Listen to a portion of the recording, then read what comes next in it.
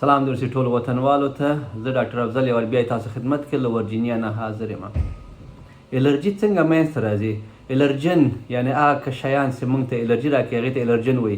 هسې کله د موږ دننه پزې نه یا خولې نه لاړ سي نو هغه بیا نو په آی جي ای انټي باډي سره ونښلي، هغه یې ویسي ماسټ سل ته. ماسټ سل نه بیا نو د هیسټامین ریلیز کېږي. هیسټامین چې د بیا دلته تخریش یا انفلمیشن په پزه کې دننه ستوني کې شاته دا وپړسېږي. چې دا کله وپړسېږي څه خبره کېږي نو بیا د سترګې نه یو وړکی پایپ راځي پزې ته، هغې ته نیزو لکریمل ډکټ وایي. هغه پایپ بند سي، چې هغه بند سو نو ځکه پړسو په پزه کې سوی ده دا بند سي. دا بند سي له سترګو نه بیا اوښکې راځي، ځکه هغه اوښکې نورې پزه کې نه ځي. همدارنګه یو بل ټیوب ده پایپ ده چې هغې ته ایسټیشن ټیوب وایي، له غوږ نه ستوني ته راځي. نو چې پزه پړسېدلې ستونی پړسېدلی دغه ټیوب هم بند سي، غوږونه هم دب سي، دغه ټول درد کوي، احساس کېږي، سردردۍ احساس هم کېدی سي. نو علایم یې همدا یي چې پزه بنده سي، سترګو نه اوښکې راځي، غوږ دپېږي، خراش کوي یا په ستوني کې احساس د پاکولو موږ کوو چې دا خپل بلغم راپاکو. او د مخ دغه خواته فرنټل ساینس درد کېدی سي، خوب باندې اثر کوي، موډ خرابوي، ځکه نفس نسي اخیستلی سړی صحیح. نو علاج اول خو دا ده چې تشخیص یې څنګه کوئ. تشخیص یې کلینیکل ده. ډاکټر ته چې دغه ټولې کیسې وکړي، علایمو کې هغه تانه پوښتنې کوي چې کوم سیزن کوم موسم کې، ځکه چې اکثره دغه دود ګرد او د بوټو چې کوم د ګلانو وخت وي هغه پنډکس یې وازېږي، هغې نه پولن د باندې راوځي.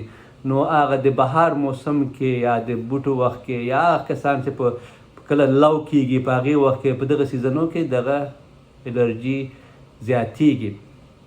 او کور کې څوک جارو کوي په هغې وخت کې دغه الرجن ننوځي، مسله پیدا کوي.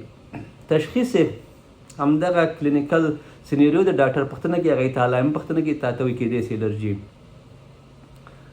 ټسټونه هم شته دي. ټسټو کې موږ څنګه چې مخکې موږ یاد کړه هغه آی جي ای انټي باډي لیول په وینه کې کتی سي، د ایزونوفیل لیول په وینه کې کتی سي، دغه کېدی سي لږ زیات څه وي. هغې نه علاوه سکن پریک ټسټ په پوستکي کې ستنې لګوي، په مختلف الرجنس پې لګېدلي په استونو باندې، بیا د هغې ریاکشن ګوري چې کوم یو ډېر سور سوی ده، ریاکشن ورته کړی دی، دغسې معلوموي. بیا نو علاج هم ډېر اسانه ده. که تاسو هغه شروع کې د دې ویډیو وګورئ چې ما ویلې ماسټ سلز نه هیسټامین راوځي، هغه بیا د تخریش او انفلمیشن کوي. نو انټي هیسټامین هغه دوا ده چې هغه هیسټامین منې کوي چې راونه وځي. دې نه علاوه سټیرایډ سپری دي، موږ پزه کې سپری کوو چې هغه تخریش انفلمیشن کم کړي. دې نه علاوه بل دوا ده چې ماسټ سل سټیبلایزر ورته وایي، د مونټیلکاس په نوم راځي، دغه کمرشل نوم یې سینګولر په نوم باندې راځي.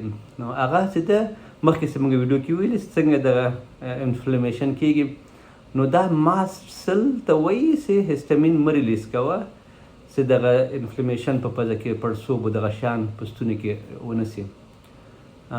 نو همدغه ویډیو نن د الرجۍ باره کې ډېرو خلکو پوښتنه کړې وه، کېدی سي خو سمې ملګرو سره هم شریک کړئ. خدای په امان.